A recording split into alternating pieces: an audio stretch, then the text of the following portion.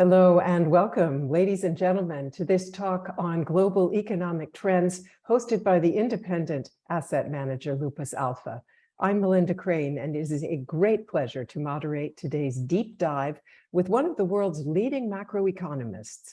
Olivier Blanchard is the Senior Fellow at the Peterson Institute for International Economics, Professor Emeritus at MIT, and former Chief Economist at the International Monetary Fund.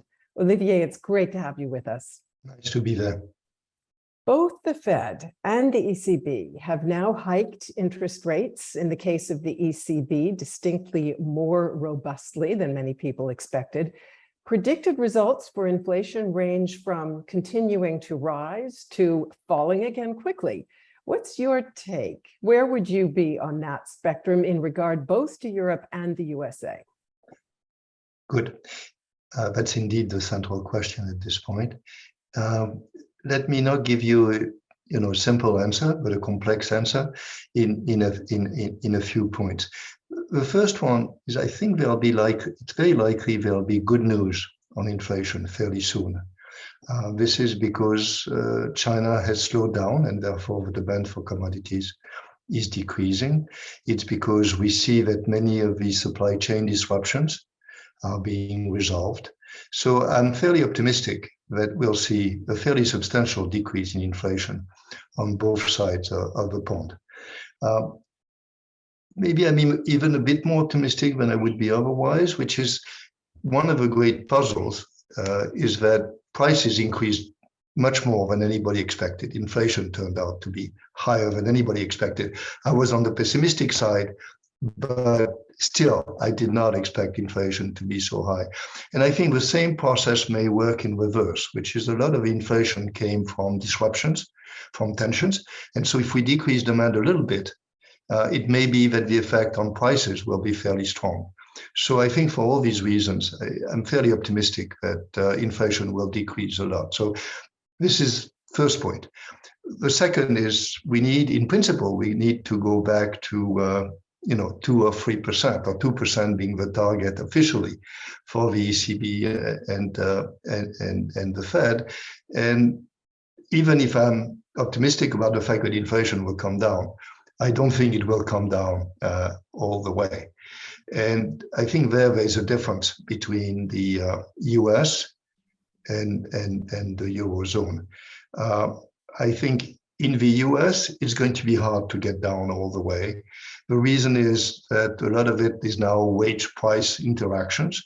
Wage inflation is fairly strong. So even if you take away, the extra bit, it's still the case that inflation will be fairly high. And I think that's going to require a slowdown, a fairly substantial slowdown to get there. On this side of the pond, and I'm in France, I think that much more of inflation is imported. The wage price spiral really hasn't started in earnest. And so I think that the effect can be stronger. Inflation can decrease more. But I think in either case, we're not going to get without some tighter monetary policy to the 2% target. The next point is there are two ways. So the economies have to slow down. And there are two ways it can happen. It can be monetary policy, but it can slow down on its own. And there again, I think there's a big difference between the US and Europe. In the US, the economy is very strong. And people, as you know, have excess savings, are going to continue to spend. The US is more or less self-independent in terms of energy. So I think all these things mean that unless the Fed really just puts on the brakes, it's just not going to slow down. In Europe, I think it's a bit different. The economy is not as hot as it is in the US. And there's a big decrease in real income, which comes from the fact that Europe is importing gas and oil, and therefore this is making consumers poorer, slowing down demand on its own. That's an effect which is not in the US. And then there's this Damocles spade, which is the gas issue. And if gas is really, if the supply of gas really comes to a halt or something like that, which I think may well happen, I think it's in the interest of Russia to do it, then it is a tremendous supply shock. It's not just a price shock, but it is a fact that, we'll need rationing. It's likely to be messy. And therefore, it could be that in Europe, without the ECB having to do a whole lot, right, without having to increase interest rates very much, demand will slow down and inflation will slow down. So I think there's a difference between the two countries. And how likely do you think it is that the ECB's actions will initiate a full-fledged euro crisis, as some of the pessimists believe could happen? So I think there's a risk. It's not very high, but it's there. I think on its own, the fact that, at this stage, the ECB has increased rates by 50 basis points. Markets expect rates to increase to less than 2%. So this is not a big deal. And so real safe rates, to be very specific, I think are going to remain fairly low for a while, which means that if countries can borrow at the safe rate or a safe rate with a reasonable spread, say 100 basis points or even 200 basis points for a few years, it's not a big deal. So that is fundamentally sustainable. But having said that, we know what can happen. So the first thing is, take Italy. Mario Draghi is no longer going to be prime minister in the fall, and God knows what happens. Politics is an issue everywhere in Europe, but we tend to focus on Italy.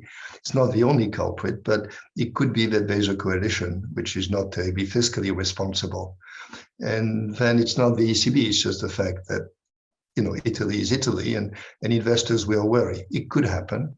And then the other thing which can happen is what we call sudden stops or self-fulfilling equilibria, to be technical, which is investors worry, maybe because of not much, but they worry, they ask for a spread.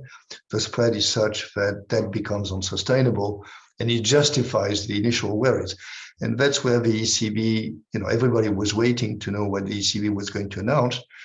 It has, at the same time it announced this 50 basis points increase in rates, it also introduced this new tool, anti-fragmentation tool, to speak the jargon, or TPI. And I don't think it quite fits the bill. The reason is, on the one hand, it's supposed to be open-ended. They say they can spend whatever is needed to basically eliminate those equilibria. There are some eligibility criteria. You have to basically be in good posture with respect to Brussels, but there's discretion.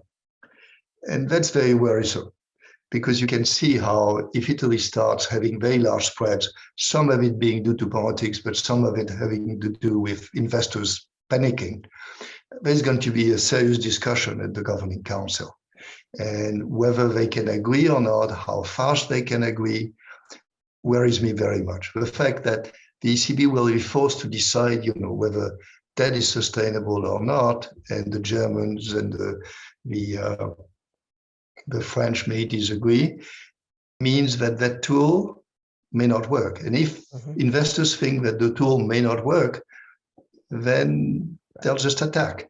So I'm worried. So yeah, you're basically telling us Christine Lagarde's whatever it takes may not be quite as foolproof as the whatever it takes of Mario Draghi back in the day. Let me ask you whether you believe that we could be heading for a global financial crisis.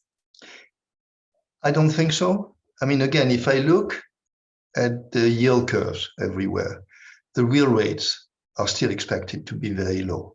I think the yield curves are optimistic.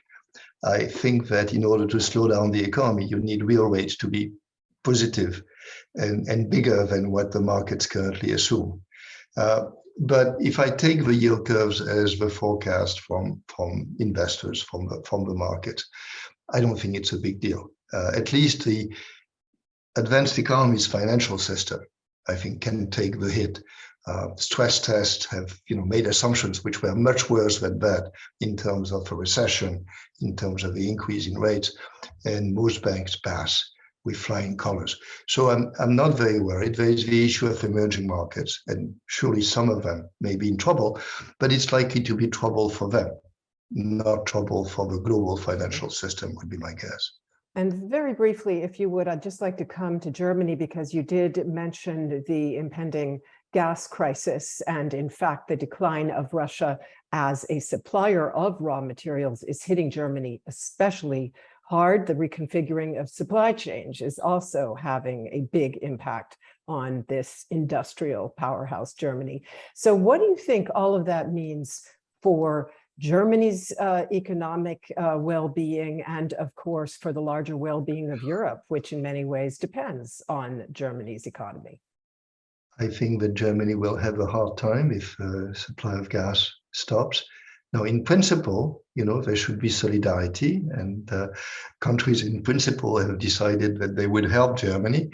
They'll do some, but as you may have read today in French newspapers, they say, well, we would like to help, but technical issues basically prevent us from really helping a lot. And I suspect there's a lot of that. There's, agreeing to reductions and to transfers of gas of one country to the other, especially if it's Germany, which in the past hasn't been very generous about transfers the other way, I think is going to be a very serious issue. So it could be that the next quarters for Germany are going to be very bad. In the medium run, say, 1 or 2 years, I suspect German manufacturing will do fine. But this winter, I worry. Okay, I'm afraid we'll have to leave it there on that rather sober note, but we will have an opportunity to catch up with you again in a couple of months, because you will be giving the keynote at this year's Lupus Alpha Investment Focus Conference on the 3rd of November, and I very much look forward to seeing you there. Thank you so much, Thank you very Olivier much. Blanchard, for sharing your insights. And ladies and gentlemen, do join us for the next talk online on current trends. And until then, thank you so much for your attention, and goodbye. Thank you.